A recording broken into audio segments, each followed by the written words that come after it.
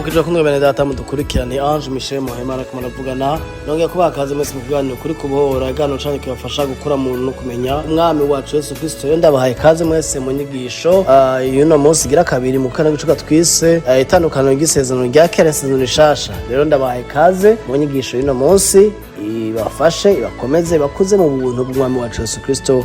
Kazi. Nagiye tubona twiga rero no munsi tuko turiga ku cigwa twise Itandukaniro ry'Isezerano rya Kera Rishasha. Isezerano niki? Mbega isezerano rya kera rihera he? Nivyo bintu bibiri tuko turabona munsi. Ubwa mbere isezerano covenant mu gifara mu Congereza canke alliance, mu Kifaransa bangwa alliance n'abantu bagiye hamwe.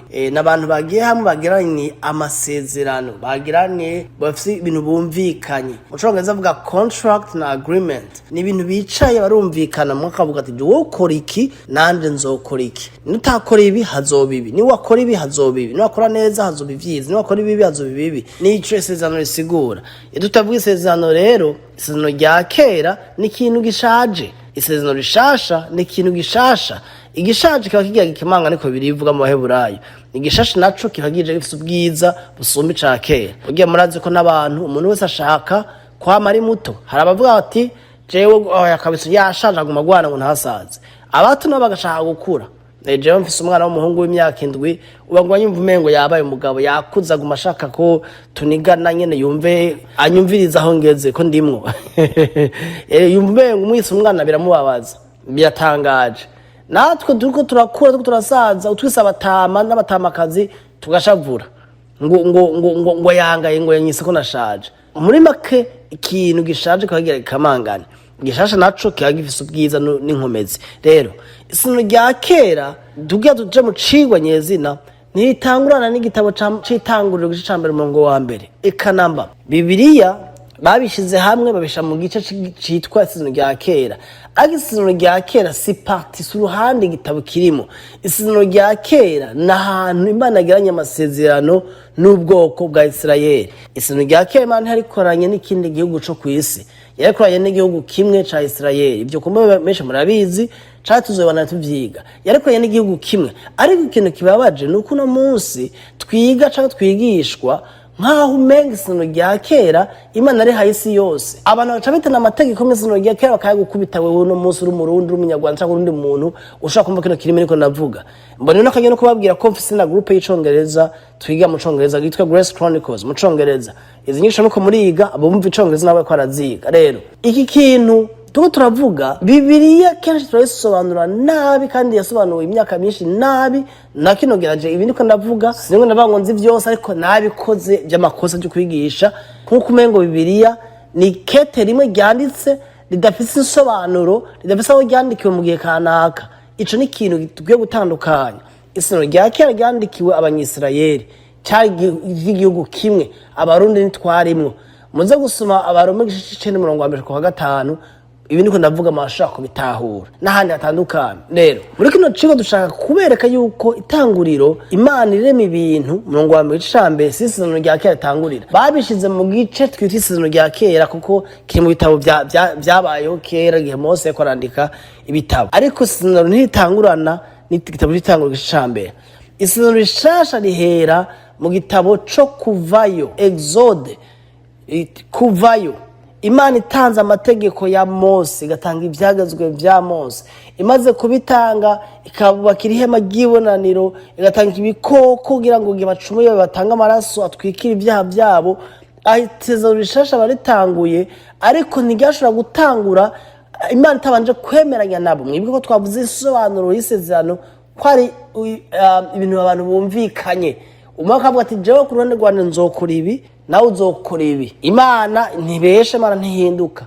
Ibyivuze yabikora byose. Ariko umwana w'umuntu arahinduka. Rero umwana w'umuntu yifare ko nawe aje imbere y'Imana akemera yuko agiye kuyumvira no kuyubaha no gukora ibyo Imana ishaka. Kandi Imana yagati hazoba ingaruka zizoba nizimutumvira isezerano tugiranye no munsi. Hazoba ibyiza nimwe havyumvira, hazoba ibibi. Naje ku ruhande rwanje nzobabera Imana, nzobabera umukiza, nzobabera Jehova Jireh, Imana ibakiza ingwara, Imana ibavura, Imana ibagaburira, Imana ibarinda, nzobabera umwami. Muzoba mu gihugu mwafashe n'abajanyemwe. Urumva Imana ireme bizokora kandi yarabikoze. Abantu nabavuga ati tutigeza kwemeranya n'Imana.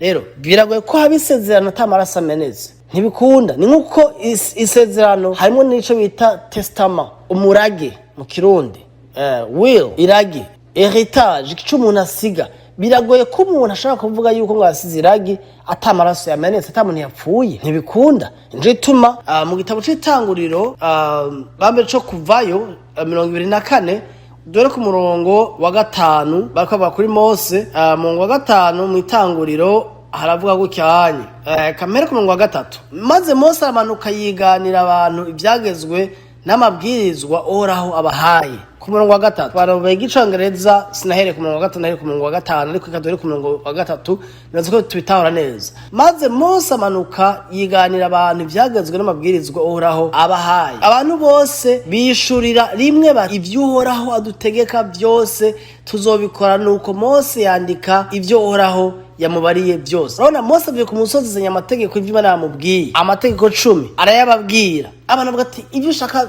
byose tuzobikora, ibyo Imana shaka tuzobikora. Ariko ikintu gikomeye Mose ashafata yandika andi mategeko y'Imana byose yamubwiye. Muco bita igitabo cy'ibyagezwe. Hariho amategeko 10, les 10 commandements et le livre de la loi mu Gifaransa.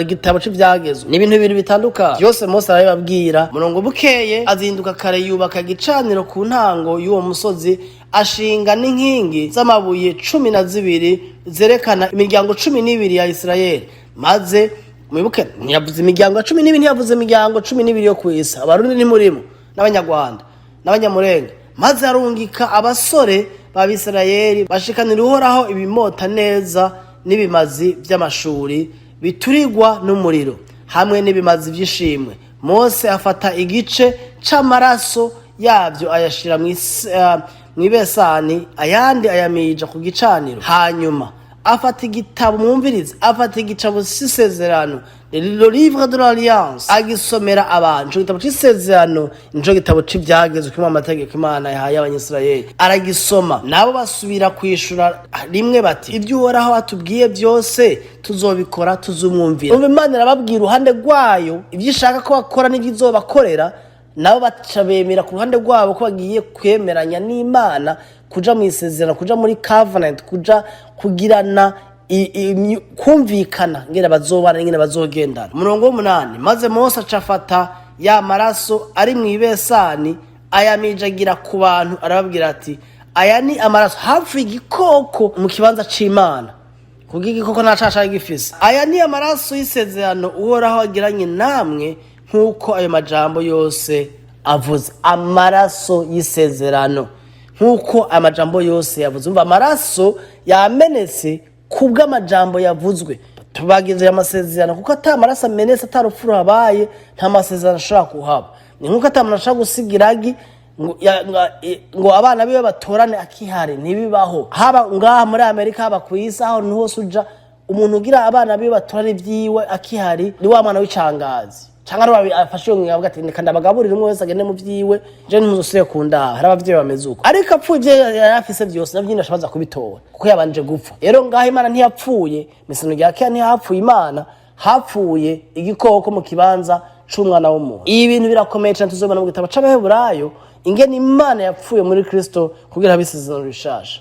Rero bakundwa bene data, turabona yuko isezerano rya Kera ritangurana n'igitabo cyo kuvayo, ntitangurana n'igitabo c'Itanguriro Genese. Iki kintu ni kintu gikomeye, kandi isezerano rya Kera rihagaze ku mategeko, rihagaze ku maraso y'ibikoko. Nibi bintu bibiri bihagazeko. Ibindi byose ihema ry'ibonaniro n'ibindi biza bihagaze kuri aya mategeko. Ihema ry'ibonaniro ryavuzwe muri ayo majambo Imana yabwiye Mose akayandika. Rero mutandukanye ibi bintu bibiri. Ivyo dizashaka kuzoza abandende gatonya, ariko ndasenga muzumvirize kandi muziha abandi benshi, mutumire n'abandi benshi, kuko iki kintu muzocumva Biblia izokorohera kuyisoma, izokorohera kwiga. Uzoyisoma uvuga uti ibi biko bibwira abanyisirayeli, ibi biko bibwira jewe, ibi byavuze mu isezerano rya Kera, ibi biko bivugwa mu isezerano rishasha.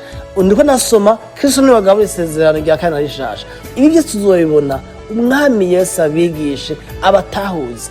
Kunsenga wikintu mu gitahura, nimwe gitahura Biblia izoshiryoha, ubuzima bwa Kristo buzoryoha, muzoshobora no kumenya abigisha ibinyoma n'abigisha ukuri. Mugire umunsi mwiza.